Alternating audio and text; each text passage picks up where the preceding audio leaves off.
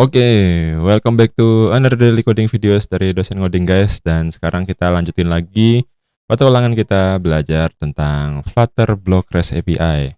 Jadi di playlist yang Flutter e-learning app ini kita belajar nggak cuma Flutter Block-nya aja, tapi kita juga akan belajar tentang HTTP package-nya. Jadi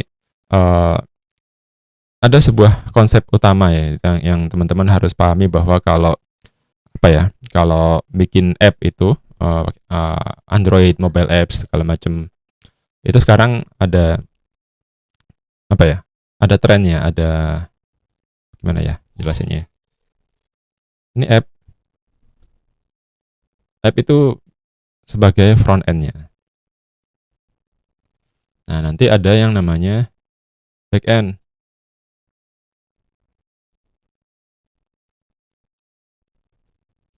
Dan sering juga sih ada yang miskonsepsi back end. Jadi admin panel itu bukan back end. Jadi ini nanti komunikasinya pakai apa? REST API. Nah, jadi aplikasi-aplikasi yang teman-teman buat, misalkan dia mau bikin mobile apps tentang e-learning app, ya berarti itu bikinnya dua, satu front end app-nya, dua back end-nya. Jadi kalau nanti bikin skripsi, berarti kamu harus bikin dua pekerjaan, satu back end e-learning app-nya, satu front end-nya. Jadi jangan berharap bahwa cuma dengan ngoding di Flutter aja kemudian bisa jadi aplikasi yang dynamic dan bisa terhubung ke server. Nah, itu satu hal ya. Nah, sekarang kemarin di video sebelumnya kita sudah bahas tentang state management-nya di Flutter pakai block atau qubit. Nah, sekarang kita bahas gimana caranya si Flutter ini bisa connect sama backend melalui REST API. Nah, REST API itu ada library-nya. Nah, library namanya HTTP. Nih. Nih, kita coba ya. Nih, sebentar. Nah, kalau teman-teman googling Flutter HTTP itu bakal keluar nih HTTP package sama fetch data from the internet. Nah, kita akan pelajarin dari dua ini. Tentu saja kita dari awal kita cobain dulu ya, karena ini library-nya. Nah, di sini saya sudah buat sebuah project sederhana aja nih, Flutter create new project, kemudian saya tambahin pubspec YAML-nya di sini. Jadi saya tambahin pakai pubspec assist si HTTP-nya. Nah, nanti kita bakal coba itu di bagian sini lah ya. Tapi di sini kita pahamin dulu. Jadi si HTTP ini adalah library yang bisa jalan. Jadi kalau membaca library di Flutter itu cek dulu di sini. Dia SDK-nya apa? Dart, Flutter, berarti bisa jalan di Dart, bisa jalan di Flutter. Kemudian platformnya apa? Android, iOS, Linux, macOS, web, Windows. Jadi nggak semua library itu ada ininya. Jadi nanti kalau garap dan pengen expect dia itu multi-platform, maka kamu harus hati-hati banget masalah library-nya. Jadi HTTP ini jalan di mana? Nah, ini kita bisa mapping ya. Jalan di multi-platform. Jalannya mana? Ya, macam-macam ya. Dia multi-platform, sebentar. Kemudian ini bisa jalan di mana? Di sini bisa juga gitu ya. Multi-platform, ada apa? Windows, Mac, Edge,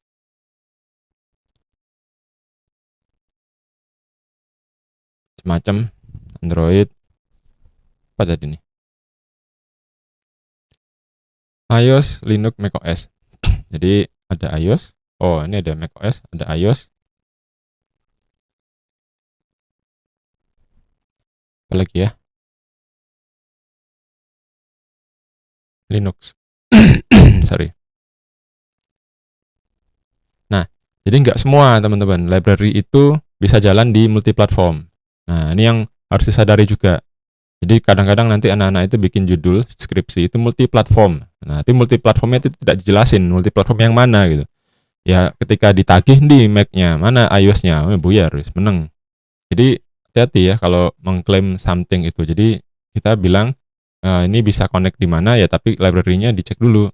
Library-nya ada support apa enggak. Kalau enggak, ya udah jangan bilang terlalu overselling bilang multi-platform. Jadi mending bilang Android atau iOS atau apa gitu ya.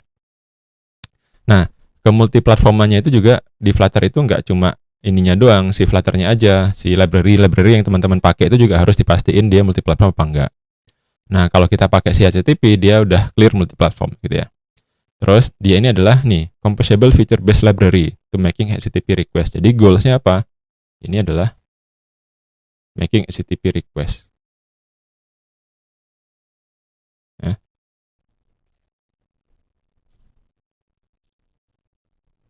Nah, dia making HTTP request. Nah, biasanya memang HTTP request itu apa aja? Jadi teman-teman harus ingat dulu ya. HTTP request itu ada, coba kita lihat ya. HTTP request. Nih, get, head, post, put, segala macam ini, itu di-handle sama dia. Nih. Berarti macam-macam HTTP request di-handle oleh si library HTTP. Jadi, nanti kalau teman-teman butuh request satu request HTTP, itu bisa pakai library ini. Apakah HTTP-nya harus pakai REST API ya? Nggak mesti. Pokoknya HTTP request dia bisa lakukan dan dia akan ngeluarin respons. Tapi pada kenyataannya nanti dia akan dipakai banyaknya untuk REST API. Nah, HTTP request apa aja gitu ya? Post gitu ya. Nah, ini saya jelasin banyak nih di course saya yang Laravel REST API. Tapi kalau mau saya jelasin ulang di sini kok kepanjangan. Jadi teman-teman kalau mau support silahkan beli pakai link saya gitu ya. Nanti kalau mau butuh promo, cari aja promonya di kupon code. Nanti di posting di community dan mana. Nanti masih ada nih, barusan aja saya posting kemarin. Ya mungkin pas video ini rilis mungkin sudah habis, tapi nanti cari aja. Awal bulan, tengah bulan, akhir bulan bakal ada postingan kupon ya. Ada post, ada get, ada macam-macam nih. Ada put, ada patch, ada delete. Ini yang standar sih ya. Ada delete. Ini standar HTTP request. Dah, sesimpel ini aja. Jadi si library-nya ini nanti akan menghandle ini. Nah, bagaimana dia pakai menghandle ini ya? Tadi kan dia bilang dia pakai future base. Nah, menghandle-nya ini pakai apa? Pakai future. Nah, future base ini apa? Nah, nanti teman-teman perlu cari ya. Future itu apa sih? Nah, nanti cari sini. Flutter future. Nih. Nanti bahasanya itu adalah asynchronous programming. Jadi ketika kita pakai future, nanti pasti akan ada yang ditunggu. Nah, itu nanti ada penjelasan sendirilah masalah future-futurean. Tapi kalau mau dibahas lengkap nanti kepanjangan. Ini aja playlistnya udah kepanjangan sih. Jelasin sampai teori dan lain-lain. Harusnya ini jadi course sudah. Cuma ya udah nggak apa-apa. Nih, sambil bikin gitu kan. Dia future based, dia nanti akan ada making HTTP request gitu kan. Ini ada post, ada get, ada put, semua request ini akan dilayani. Ada patch, nanti masing-masing punya karakteristik sendiri-sendiri gimana cara melakukannya. Dan ini dia pakai feature base. Feature base apa? Nanti feature base itu connect-nya sama something yang namanya async dan await. Nah, ini async await apa? Async await, itu adalah asynchronous programming ya. Nah, ini kalau teman-teman belajarnya itu lompat gitu ya, jump langsung into the Flutter ya, tanpa pahamin Dart-nya dulu. Nah, ini nanti susah. Tapi ya nggak apa-apa lah, ya boleh-boleh aja. Nah, baru dari sini ya. Ini baru berapa baris nih yang kita pelajarin. This package contain a high-level function and class that make it easy to consume HTTP request. It is multi-platform and support bla bla bla ya. Berarti dia apa? Dia punya dua cara, high-level function and classes gitu ya. Nah, nanti dia punya dua approach pakai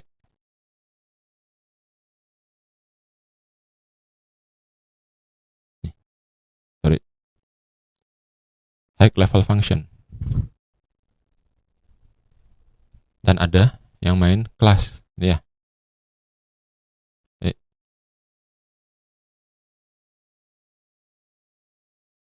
Class. Nah, nanti berarti kalau kita pakai library HTTP, either pakai dua ini udah pasti. Kita pakai instantiate class atau kita pakai high level function. Ketika ada sesuatu yang belum paham, biarin dulu aja. Jadi saya sendiri juga nggak paham sih. Apa sih high level function, apa sih ini. Tapi kalau kelas saya sih paham gitu ya. So, no problem. Kita catat dulu aja. Nah, using the easiest way to use this baru is via top level function gitu ya. They allow you to make individual HTTP request with minimal hassle, katanya kayak gitu. Oke, top level function. Top level function apa ya? Kayak gini kayaknya ya. Kita punya import HTTP, kemudian HTTP-nya itu kita panggil, kita await, dan kita lakukan sesuatu. Ya, walaupun ini ya, kalau code ini teman-teman copy gitu ya, masukin ke sini, itu nggak jalan. Kenapa? Karena ada banyak hal yang harus dipakai di sini. Karena ketika dia pakai await, nanti teman-teman baca ada yang namanya async. Async itu harus ditunggu. Nah, kayaknya nggak mungkin ada await tanpa ada async gitu aja ya. Nah, ini bisa pakai top level function, bisa pakai client, bisa pakai class nih. Dia bikin class dan bisa di retry. Udah, gitu doang. Kejam ini dokumentasinya. Cuma gini toh. Nah, tapi lu coba lihat di example ya, ada nggak? Nah, kalau dilihat di example ini lebih manusiawi lah gitu ya. Ada prosesnya, main.dart-nya, ada contoh Dart-nya. Berarti nanti teman-teman bisa create sebuah Dart project, kemudian bisa pakai ini. Oke, sekarang kita lihat ini ya, kita bedah ini aja ya. Nah, gimana caranya kita membedah sebuah code untuk kita pahami step by step dia bekerja seperti apa. Sederhananya, code itu kan jalan dari atas ke bawah gitu ya. Teman-teman lihat dulu. Oh, pertama ada URL-nya. Oke, berarti ini kalau URL-nya, karena saya tahu background tentang REST API, maka ini saya bisa bilang ini adalah endpoint-nya. Jadi endpoint-nya harus dibuat dulu. Ada endpoint yang mau ditembak, kemudian dia ngapain? Await. Dia menunggu. Tapi ingat di sini ya, setiap ada await pasti ada async di atasnya. Nah, jadi teman-teman ketika pakai await, jangan lupa ada async di atasnya juga. Dia await, kemudian menunggu sesuatu sampai ini selesai. Ketika ini ada, dia bakal nge-running yang ini. Berarti kalau kita bilang kita bisa nggak ya screenshot terus kita masukin Figma gitu, bisa nggak sih? Nah, top level function, oh bisa asik ya, asik nih Figma nih. Ini barusan nyoba ya guys. Nah, demo code misalkan, nih demo code-nya begini, oke. Nah, seperti biasa, sama kayak kemarin ya, di video-video sebelumnya, kita harus menyederhanakan dari code itu ke langkah-langkah yang bisa teman-teman pahami.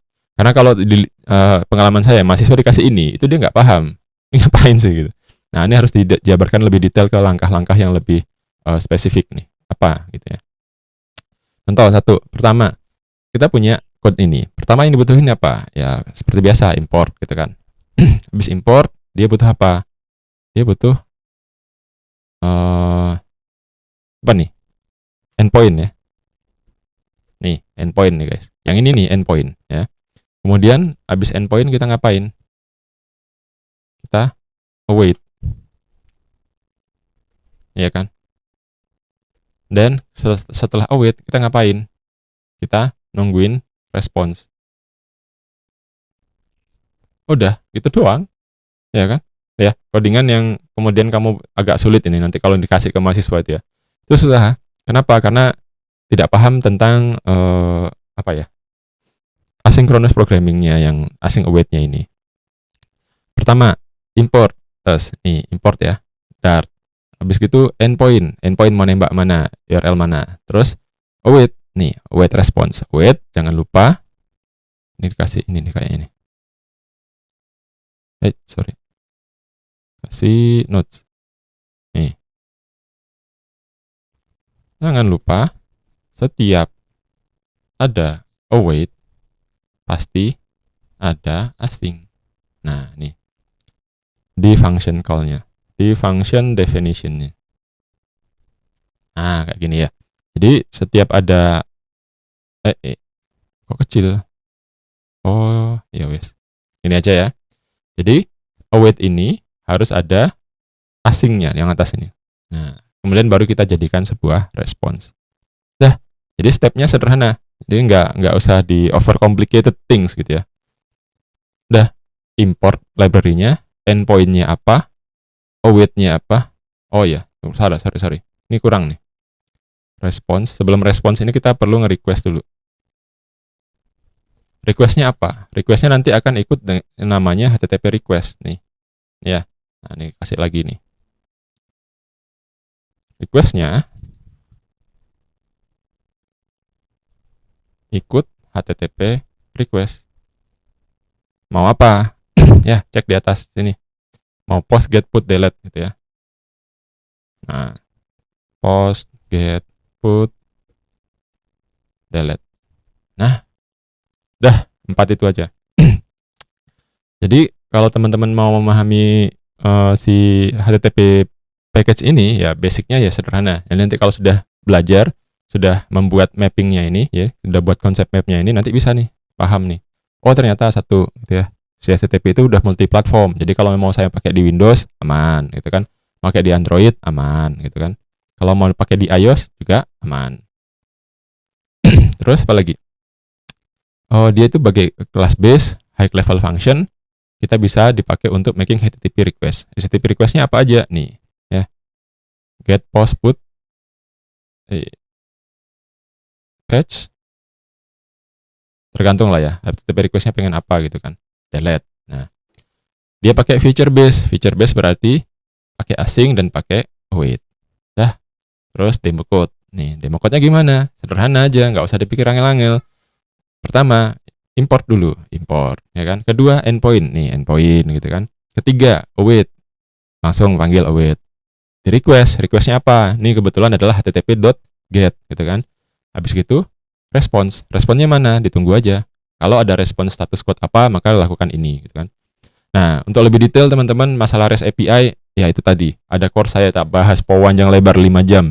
Masalah apa sih itu? Post, get, put, paste, delete, kapan kita pakai, kapan kita buat, kenapa kok ada status code, harus adakah status code, kapan kita pakai put, kapan kita pakai patch, dan macam-macam. Nah, itu sudah ada di situ. Jadi, teman-teman bisa, kalau mau sekalian gitu ya, support saya dan belajar, bisa beli pakai link yang saya kasih. Oke, pakai link yang saya kasih, jangan cari ke Udemy-nya langsung ya, karena lebih cuan nih kalau yang pakai link dari teman-teman kasih, yang saya kasih gitu ya. Oke, thank you, see you in the next videos. Ini adalah basic dari HTTP Dart package yang harus teman-teman pahami dan cara belajar mempelajari maksud dari sebuah teks dengan library yang saya bantu pakai konsep map ini. Nah, ini kalau sudah ada gini gambarannya, saya yakin akan jauh lebih enak ketika belajar. Oke, see you in the next videos.